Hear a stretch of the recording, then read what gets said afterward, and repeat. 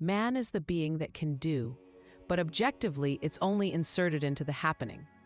Do means acting consciously and in accordance with one's own will, but unfortunately he does not have it, lives at the expense of many contradictory temporary wills. Without any exaggeration, we can say that all the differences that impress us among men can be reduced to differences in the consciousness of their actions.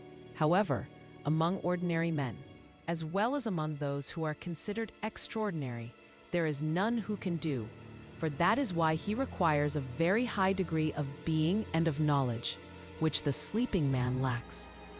In his case, everything is done in a dream. Then we can say that first of all, man should wake up. Having woken up, you will see that as it is, you can't do. He will have to die voluntarily. Once dead, it can be born.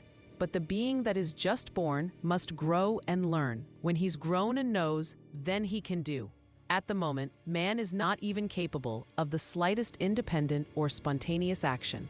His totality is nothing but the result of external influences.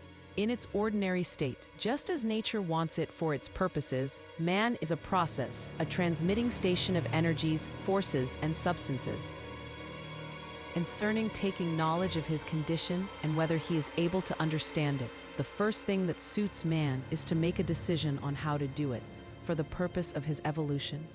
He must make a decision that he will be absolutely true to himself, that he will not close his eyes to anything, that he will reject no result, no matter where it leads, that he will fear no deduction, and that he will not be confined by previously erected walls. It takes a lot of courage to sincerely accept the results and conclusions that are reached. These strip his entire line of thought and deprive him of his most pleasant and beloved illusions he has about himself. First of all, he sees his total powerlessness and helplessness in front of literally everything around him. He is possessed by everything and ruled by everything. He doesn't own and govern anything. Things either attract or repel you. His whole life is nothing but a blind man to be carried away by these attractions and repulsions. Furthermore, if you are not afraid of conclusions, you can see how what he calls his character, tastes, and habits have been formed.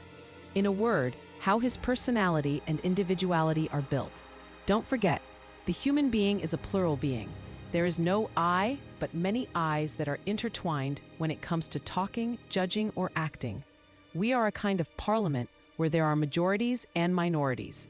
Every certain time, a group speaks up, and sometimes small coups occur, and a group that was previously unheard begins to be heard. But it doesn't last long, because it is immediately replaced by another. Majorities and minorities are changing weight. Some disappear forever, some live with us forever. But the important thing is that in the span of a few minutes, we are many, not one.